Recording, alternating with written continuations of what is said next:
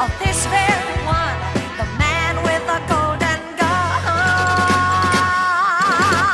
The Man with the Golden Gun, the second of the Roger Moore films. And this movie, rewatching it, like, I remember not actually liking it. Like, maybe because it was slow, couldn't get into it. Maybe, actually, the last time I probably watched it was I did the whole, Skyfall was about to come out, so I did the whole, watch all of the Bond films. So, I watched it, and I just couldn't get into it. But now, this is not bad. This is a good movie. This is a good movie. There's a lot of problems I found. Definitely with the, oh boy! Let's get some, like, the show character. Because I was, like, immediately, every time that guy showed up, I was like, seriously, is this cat, was, back in 1973, did they thought, you know what character the people are like, the audience are like, this sheriff character. I mean, like, I was like, thing is, he doesn't show up much. He's like 3 minutes or 4 minutes, whatever, 5 minutes or whatever he is. But I just couldn't get it. Just couldn't get the boy sheriff character. The detective sheriff on a holiday, but he's dumb as fuck. You know, that thing.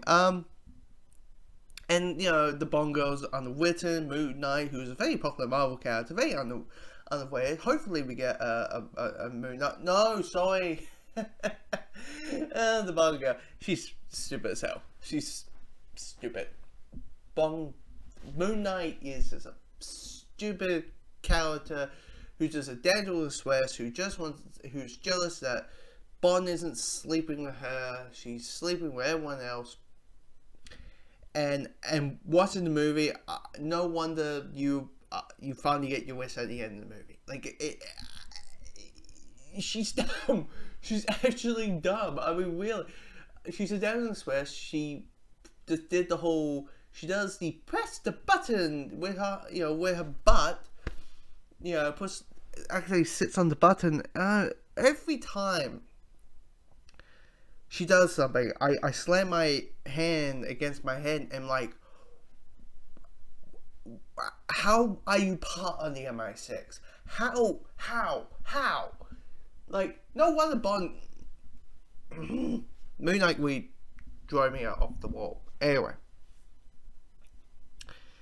But the rest of the movie, I quite enjoy. I really enjoy Christopher Lee, rest in peace. Yeah, him as Scaramanga.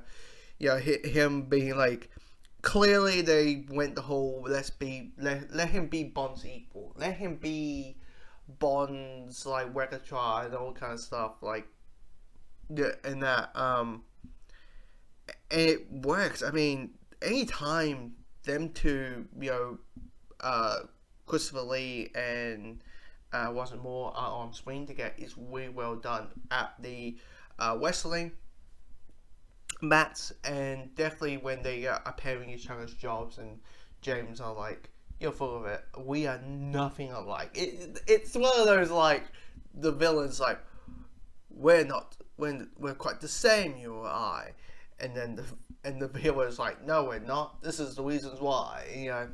But it's a good speech. It's a really good scene. It just works, and it's really well done and captured. The humor, I mean, there was a couple of times the humor didn't work. I mean, I said about the sheriff, but also, really, did Bond really need to grab the wrestler's butt cheeks before he twist the undies or the underwear or the suit of the wrestler? Like, really? Could he just twist it away? Like, really? Anyway.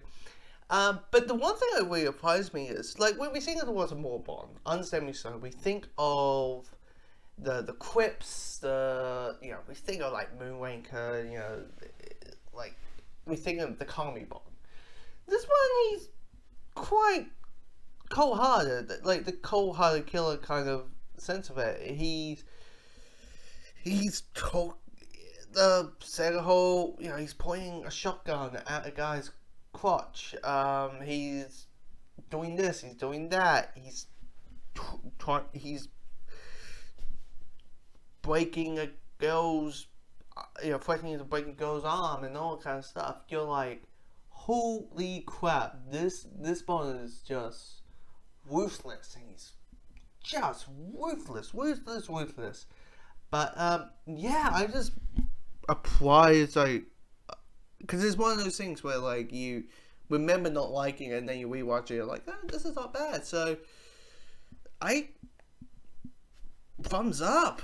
Yeah, the first Roger Moore film that gives a thumbs up for me. Love is required whenever he's hired. He comes just before the kill. No one can catch him, no hitman can match him for his $1 million skill. One golden shot.